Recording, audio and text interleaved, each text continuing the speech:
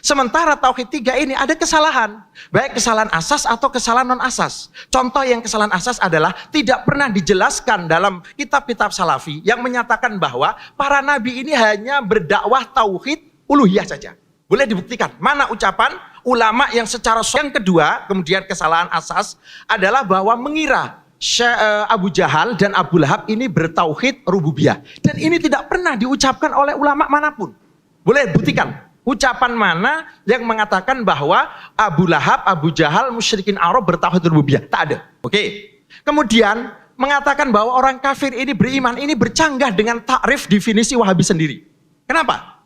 Iman menurut Wahabi adalah terdiri dari 3 juzuk. 1, i'tiqad bil qalbi, 2, an-nutqu bil lisan, kemudian amal bil jawareh. Pertanyaannya, ucapan orang kafir yang mengiktiraf Allah sebagai pencipta, apakah menetapi 3 juzuk iman yang ditetapkan oleh Salafi Wahabi? Tak.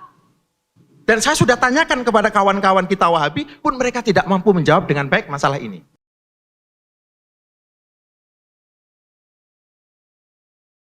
Ada tulis. Yang pertama sekali berkaitan dengan tauhid yang disebutkan oleh Kiai tadi tentang uluhiyah dan rububiyah. Saya rasa ini pertumbungan utama yang mesti kita selesaikan. Kiai bertanya, apakah Nabi mengajar uluhiyah sahaja tanpa mengajar rububiyah? Kalau kamu mencari perkataan, memang tak akan jumpa istilah ini dengan maksud itu dalam ilmu mengajarkan tauhid datang kemudian. Tetapi lihatlah apa yang diajarkan oleh Nabi SAW kepada mereka. Allah ta'budu illallah. Supaya kamu tidak menyembah melainkan Allah. Jangan kamu syirikkan, ya ahlul kitab, ta'ala ila kalimatin sawa'in bainana wa bainakum, kita tidak menyembah melainkan Allah.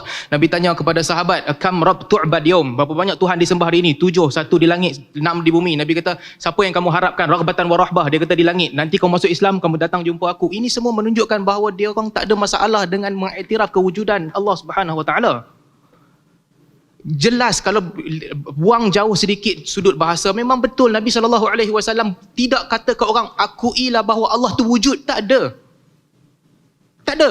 Nak cari perkataan tak jumpa. Tetapi sebab Nabi diutuskan di tengah masyarakat yang ada orang namanya Allah, orang namanya Abdullah. Itu realiti. Sebab tu dia tak setuju apabila Nabi sebut Ar-Rahmanur Rahim. Mereka tak setuju, kata kami tak tahu, kami semua tahu Bismikallah. Nama tu kami tak setuju, tapi Allah sendiri kami dah setuju dan tahu Allah Tuhan. Yang datang nak kata, nak tekankan juga, bukan, Nabi datang mengajarkan mereka bahawa kenal Tuhan. Ini mukabarah, menafikan hakikat. 1. Yang kedua, tauhid kafir. Siapa yang kata mereka ini bertauhid? Kena faham, ini dalam konteks bahasa yang kita gunakan. Bahasa yang kita gunakan, kita bukan bererti dia itu berada di atas keimanan. Bukan kita kata Abu Jahal, Abu Lahab itu beriman. Tokoh-tokoh Wahabi yang sebut begitu juga bukan dia berkata orang itu beriman. Dia cuma nak mengatakan bahawa kamu kena jaga. Kena jaga. Walaupun Abu Jahal dan Abu Lahab ini beriman bahawa Allah telah menciptakan, sekali mereka tetap sesat kerana mereka menyembah berhala. Itu poinnya, bukan mengagungkan Abu Jahal dan Abu Lahab. Mana ada Wahabi yang mengagungkan mereka?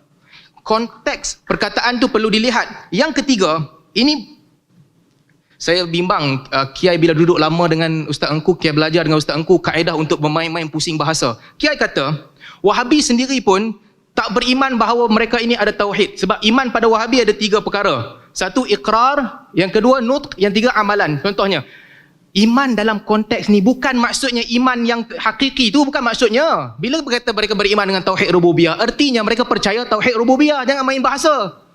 Pusing bahasa, itu maksudnya lain. Kamu pergi letak dalam konteks istilah iman yang sebenar. Mesti ada iqrar, mesti ada syahadah, mesti ada lakukan amalan. Bukan. Ini saya rasa mungkin Kiai belajar dengan Ustaz Engku. Ustaz Engku kerap buat begini. Wahabi kata bid'ah berlaku dalam masalah dunia. Habis itu maksiat bid'ah kah? Bukan. Dia kata bid'ah berlaku dalam masalah dunia. Artinya maslahah duniawiyah. Di situ okey. Wahabi kata innallaha khalaqakum wa ta'malun. Allah menciptakan kamu dan apa kamu ciptakan. Artinya Wahabi bertawasul dengan makhluk sebab perbuatan kamu itu makhluk. Bukan. Yang dia tak bagi makhluk itu adalah makhluk qaim bi nafsihi yuqaddas. Dia minta sesuatu kepada dia yang di luar kemampuan dia. Apa main bahasa pusing-pusing ambil takrif tu tampal dekat sini?